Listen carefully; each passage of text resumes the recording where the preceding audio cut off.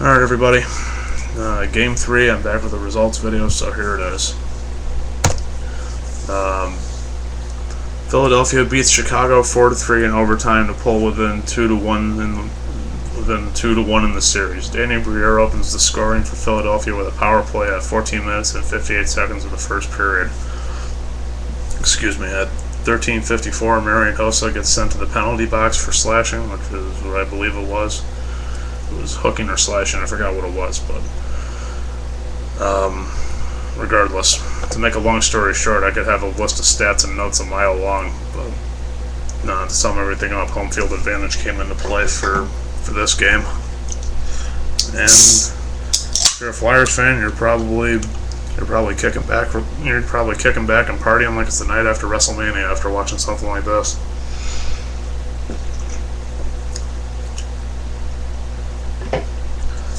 Me, on the other hand, I'm not partying. I'm just saying it like it is and giving my honest opinion as to what I thought of the game. So, here we are. Duncan Keith ties the game at 1-1 early in the second period, and both teams add another goal to leave the score at 2-2 while entering the third. With the most recent UFC fight, Shogun Rua and Rampage Jackson, I think that's who it was.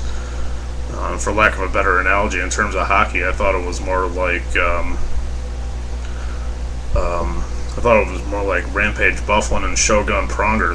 Both those guys were going back and forth and literally fighting it out, just like how it was in Game 2. However, except I think in Game 2 it was more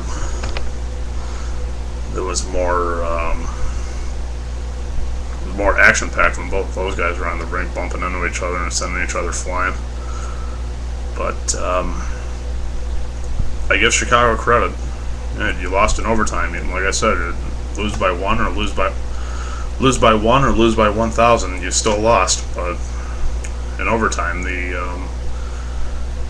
Hawks just barely managed to hang on, and they let us slide through. Scoring with 17:10 remaining in the game. Patrick Kane scores to give the Blackhawks their first lead, and Ville Leno responds by tying the game 20 seconds later, and most resulting in 3-3. The game goes into overtime shortly after a review determined that a shot by Simon Gagne was not a goal. Claude Giroux scores the game-winning goal at 5 minutes and 59 seconds in the extra period, and there you have it. Philadelphia goes into Game 4 with all the momentum in the world.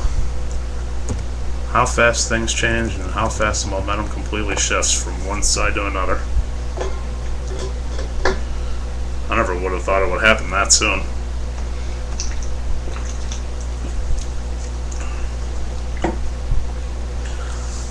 And like I said before, with the Blackhawks, whenever they'd score a goal, you wouldn't hear any crowds cheering, or you wouldn't hear any music by the Fratellis playing. You'd hear everyone in the arena booing. From the fans in the front row by where the glass is at, to even the popcorn vendor. I even thought I saw a couple of vendors booing. But take it however you want to. This game was pretty good. Even if you're a Philadelphia fan, you gotta Chicago gave it their all, and we lost to the better team, but we still got a while to go. So Game 4, live in Philadelphia, which is another 2.5 nights or so. Tune in. Let me know what you thought of this game and all the others before that I've done videos on, and let me know what you think about them. And if you haven't already, please subscribe to my channel and spread the word about it.